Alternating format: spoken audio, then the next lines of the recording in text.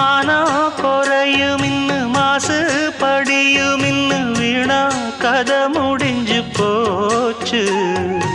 ஈசான மூலையில லேசான பள்ளி சத்தம் மாமன் பேர சொல்லி பேசுது. ஆறாத சோகந்தன்ன தீராம சேர்த்து வச்சு ஊரும் சேர்ந்து என்ன ஏசுது.